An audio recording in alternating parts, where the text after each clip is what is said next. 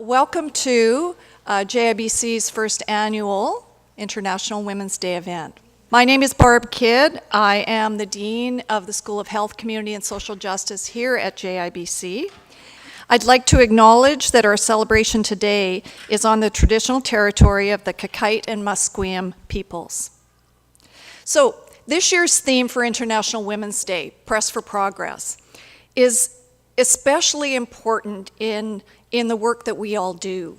We know that every day, all of us contribute in some way to the health and safety of the people in our community, in our province. And it's the women in those fields of justice and public safety, the unique perspectives that you bring, the unique skills and strengths that you bring that make an incredible difference. We have a wonderful opportunity to touch people's lives each and every day. And so moving things forward and strengthening our ability as women in these fields is just a very exciting place to be. What we do matters, who we are matters, and what we do from here forward is exciting. And it's going to take all of us. It's a collaboration. It's going to take the young people that you see here today in the purple shirts. Thank you, ladies, for being here. Big hand for them, please.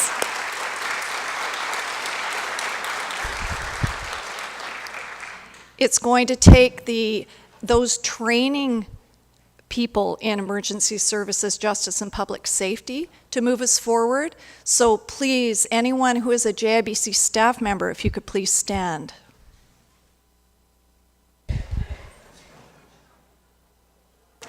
Thank you for your work.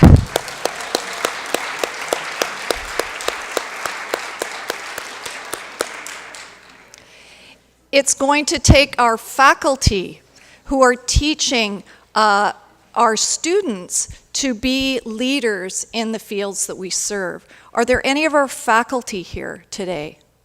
Could you please stand so we can acknowledge you? Miss Florence. If you are a client or a stakeholder of the JIBC in this wonderful work of justice and public safety, could you please stand?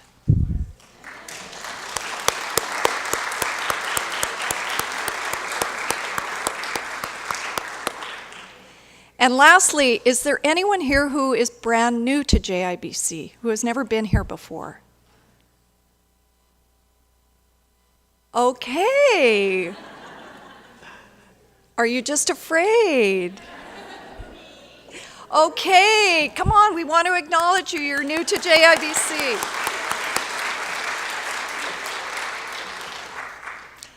So today, we have an amazing group of women working in various capacities within the field of justice and public safety who have generously agreed to share their experiences, challenges, and perspectives with us today. These women work locally, provincially, nationally, and internationally to quite honestly make this world a better place. Many thanks to all of you. But we're not here today to just listen to them. We're here to listen, but also reflect, integrate what we hear into our own experiences, and then turn words into action. It's not enough to just hear. We have to be moving things forward, and it's going to take all of us to do that. We're here to be part of a conversation that collectively makes a positive difference in fostering equality and gender equity in our disciplines. I'm excited. The buzz that was happening in the atrium is amazing. The buzz that is happening in here is amazing. And we are part of something very unique and special. And we're not alone in doing this. We have partners all across the world. All of us do. We're all connected.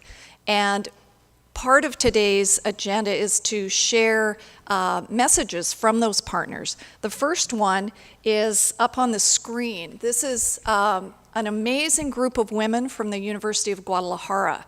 We've been working with them for about 3 years with professors from UDG on collaborative learning and using mobile technology. Now, the University of Guadalajara is 3 times the size of UBC, so it's huge, and the reach is just amazing. And one of our colleagues, Tanis Morgan, two of our colleagues, Tanis Morgan and Melanie Myers, are in Guadalajara right now, so they weren't able to be with us. And they gathered the women in their group for a photo and sharing it with us today. So these folks are with us in spirit. Throughout the agenda, we have actual video clips, so our partners are virtually in the room sharing this experience with us and helping us move things forward. So that'll be interspersed throughout. Our agenda is full and very powerful. So, things are moving fast. When you leave something to Jennifer Jasper, I tell you, it is action-packed and very, very full. So, welcome, short welcome from me. Shortly, we have the honor of having Chief Rhonda Larrabee to provide us with our blessing. Our opening is Dr. Dion, who's Vice Chair of the JIBC Board of Governors, and we're thrilled that she's here today. We have a very unique experience that awaits us with the Women's Warrior song. That's coming up, and then videos from around the world. Then we go into some mini presentations, and these are very short bites, 6 to 10 minutes. These women are sharing their experiences. They've been asked a few questions and to respond to those questions, so we're going to see those varying perspectives. These women are amazing, amazing people. They are pioneers in their areas, and we have much to learn from them. From there, we're going on to a panel discussion, and we have Marissa Nahani, who will be moderating that. And again, we're going to see the same question asked of our panel members, and then hear those differing perspectives. There'll be opportunity for discussion, for questions from all of you, and this is our opportunity to be part of this growing conversation and advancement forward. There's going to be a break. Then we have the distinct pleasure of a keynote discussion with BC Senator Mobina Jaffer, and she graciously agreed to come and speak with us today. She's BC's Senator nationally. There'll be more videos from around the world. Then there'll be a closing of what are we going to do now? You know, many times we come to events like this and it's very motivating and we just feel great about it, but then we go on with our daily lives. So we have this collective commitment and an opportunity to make that here today, and that's going to conclude our program for today. So it's exciting.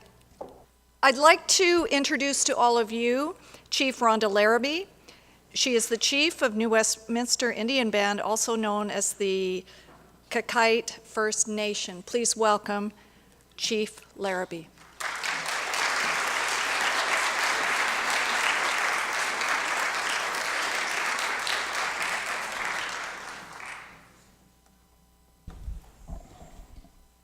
Hosiem, good morning, ladies, gentlemen, distinguished guests, the press. My name is Rhonda Larrabee. I'm chief of the Kakite First Nation. We are on Coast Salish land, which stretches from Bella Coola, BC, down through Washington as far as Seattle. Here in New Westminster, we are on the traditional territory of the Kakite First Nation, and on behalf of my ancestors, I raise my hands and welcome you. What a day it is today, International Women's Day. I'm a woman. I have 3 daughters, and of course I might be a little biased, but they are all amazing. And I have 2 granddaughters. They also are amazing. Today I'd just like to tell you a little bit about the background of our Indian band. When I first became the chief in 1994, there were like 4 or 5 female chiefs. And whenever I went to a big chiefs meeting at the summit, the men would all be going, well, who are you? Only chiefs can sit at this table. And I'm like, well, okay. So I didn't answer them. I didn't say anything. And when we had a break and I went to get a cup of coffee, one of the men came over and he said, I hear that you were told that, you know, only the chiefs are allowed to sit at the big table. If you're not a chief, you sit in the chairs in the background. And I went, oh yes, somebody told me that. And so after the break, I went back and sat at the table.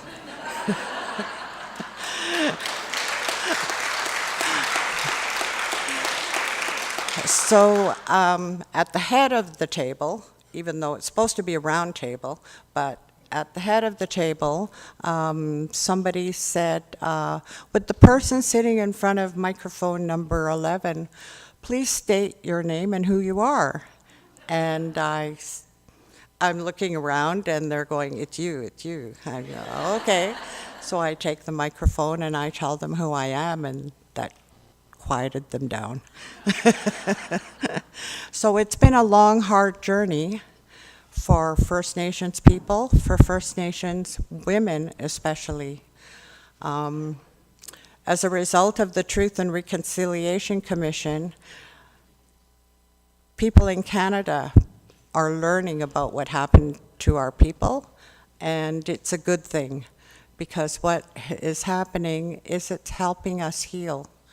It's helping the grandmothers and the grandfathers come to terms with the things that happened. They have spoken about it. It hurt like heck. My mom, when she told me about her residential school experiences, she just cried and cried and cried and told me to go home. And it was difficult. I started on this journey to not let the Kakite people, the legacy of the Kakite people, die, because that's what happened. The government took away our land. Our people were ashamed of who they were and never came forward to claim their identity. My mom passed away never admitting to anyone that she was an Aboriginal woman, and I just wanted to make her proud. And now we are hopefully doing that. I'll be out somewhere walking by the river and I'll see an eagle and I'll go, that's my mom. She's watching, she's feeling proud.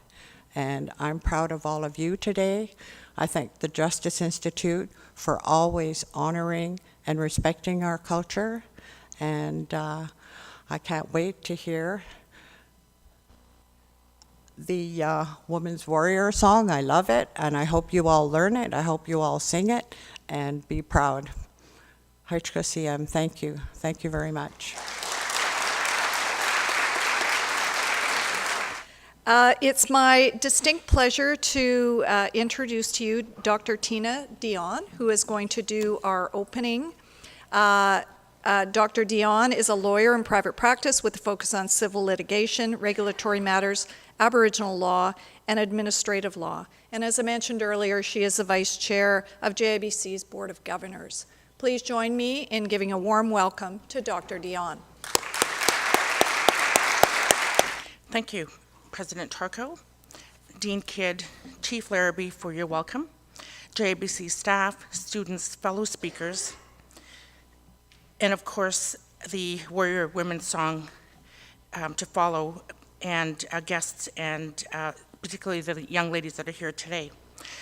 I would like to acknowledge that we are gathered here today to celebrate International Women's Day on the unceded territory of the Coast Salish people. I was asked if I could speak about what Press for Progress means to me in the context of justice and public safety. As you've heard, I'm the Vice Chair of the Board of Governors, which is one of many roles the board is tasked with ensuring the good governance of the JIBC. There are 12 appointed governors at the Institute. I'm also a lawyer of 19 years. I taught at UBC for 12 years as an adjunct professor and earned a PhD in law while working as a full-time lawyer. I was appointed to Queen's Counsel in 2016, and it sounds like I pressed for my own progress. But before all of this, I was born to a Cree father and a Cree Métis mother in Alberta. I was a foster child and a residential school attendee. I left school in grade 9, and after I had my son at 20, I went back to school to upgrade. I started university at 23 and was a lawyer at 30. I have mostly been a single mom. While I share the profession with over 4,500 other women lawyers in British Columbia, as compared to over 7,000 men, I've had my very own distinct history, experiences, and will also have my own distinct future too. When I was thinking about my comments today, I thought we're all listening to the same messages. While some share in the same professions, whether it be policing, fire, or the law, we all have come with distinct life and daily experiences. You each have distinct personal histories, and you will each have distinct personal futures as well. What unifies us here today is the fact that we are women, but we are women in leadership positions who work each and every day to make our profession and our communities the best that they can be. Of the 12 governors, 5 of us are women, all with our own remarkable careers and distinct backgrounds and futures. We share in common with you the determination to make every day better in our professional capacities. When we think about the concept of press for progress in the context of justice and public safety, it is a large concept, a multifaceted concept, too many to count. The fields of justice and public safety offer many challenging careers, and I'm sure, as is the case in law, there is still plenty of room for the advancement of women in these sectors. As women advance in these professions, they join other women who before them have reached senior ranks. Together, they will broaden the perspective of women in their profession. Because I'm a lawyer, when I think of a word or words which make up a concept, I look to a definition. Press is defined in the Canadian Oxford Dictionary as meaning to apply steady force to a thing. Progress is defined in the same dictionary as meaning forward or onward movement towards a destination. So for us today, we are talking about how each and every one of us applies steady force to move forward towards our professional destinations. As we come together to celebrate International Women's Day, we certainly have a lot to be proud about. Each of us in this room are high achievers, many being trailblazers. We have come to our place today in our profession, in society, as women who have chosen to do what we do. While we might sometimes consider or reconsider our chosen profession from time to time, we continue to forge ahead because we feel we have more to offer, and we do much more. But how did we get here? As I mentioned, there are some things that unify us, but we also have our own distinct life experiences, thoughts, and of course, struggles. We all have them. We grew up as girls, we first grew up as girls, teenagers and young women, impressed by who and what is around us, and what messages, firm or subtle, we are sent about who we are supposed to be, what we are capable of, and sometimes what our limits are supposed to be. When we move to our chosen professions, some coming later than others, but that's okay too, here we move to educate ourselves. It is during that process of education that we learn more about our personal power and determination. From there, most of us choose to continue into our chosen profession, some with children and partners during their career, and some without. Whatever our experiences, we wear the badge of our profession, and we hold it proudly because it matters to each and every one of us for our own reasons. The role of women in justice or public safety is increasing as it is in many sectors. There are 3 parts to one's profession. The first is the recruitment stage, getting that all-important first job, the first foot in the door. The second is the retention stage, keeping women in these professions, reaching the stage of knowing this profession is for you. This isn't always a linear trajectory, but that's okay too. Sometimes a change of career plans is needed, and that's all right. The third stage is advancement. Here, things start to get a bit tougher. We're competing much harder at this stage, and we have a deep desire to continue to succeed. Here, we've been around a while. We feel the struggle and the weight of our profession at times. We celebrate the achievements along the way, but we sometimes need to lean on our fellow women professionals to get over the hump in the road. The bumps in the road. But we also become role models for those coming up behind us. When we are asked, how have you done it? Sometimes we wonder if we really ought to tell the junior all of our battle stories. Some that we may not have mentioned or shared before, or do we keep it at a more positive high level? The answer to these questions is personal in nature. It is dependent on each of our experiences and comfort levels. But at the heart of this question is what does our profession mean to us? What is your advice? What would you say? As part of my pro bono professional life, I'm a member of the Executive Committee of the Canadian Bar Association BC branch. In that capacity and others, I attend various law events and dinners. In November 2016, I attended one of those dinners, and the keynote speaker was Marie Henan, who some of you will recall was the criminal defense lawyer in the GM Gomeshi case, and he was the former CBC radio broadcaster. She was born in Cairo to Lebanese parents and moved to Canada as a young child. She is one of Canada's leading criminal defense lawyers. Clearly, she applied steady force to move forward towards her professional destination. At this dinner, one thing that stood out for me in the remarks to the 500 or so mostly women lawyers was that self-doubt is distracting, so don't do it. When we think about her comment, it is her personal advice to other women in her profession. If you have self-doubt, learn to set it aside and focus on what you want from your profession. What progress did she want to press for? Aside from being a leader among her peers, men and women, she too is a wife and mother. That, I suppose, is the message I wanted to convey here today.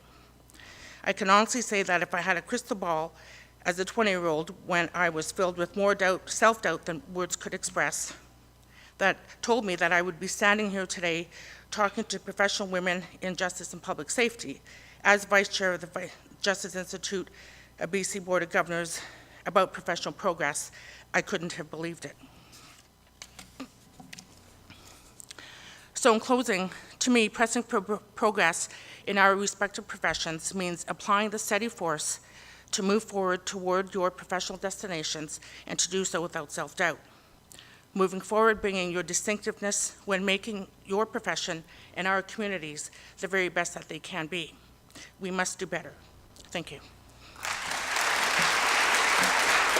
And now we have some very special guests who are going to share with us the Women's Warrior Song. Marissa is going to just speak for a moment or two to set the stage about what the song is, what its intention is, its history, and introduce our very special young guest as well. Thank you, Marissa.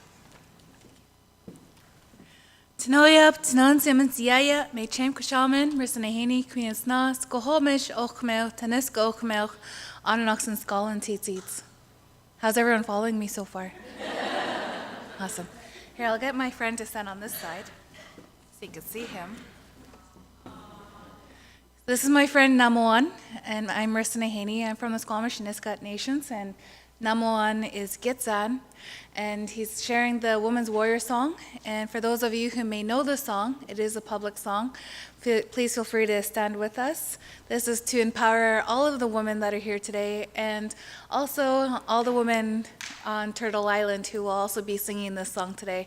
This song is to celebrate each of our warriorness, even our warrior allies. And you'll see us put our fists in the air, and you're more than welcome to join us. This is us coming together and to show that we are loud and proud and here to press for progress. Did you want to say a few words? My name is Guadalajara, and I'm Gitsan from Gitnamax and Nishnabay from Sagin, and I'm 7 years old, and I'm going to be singing the Women's Warrior Song since it's Women's Day, and the song is by Martina Pierre from Mount Currie.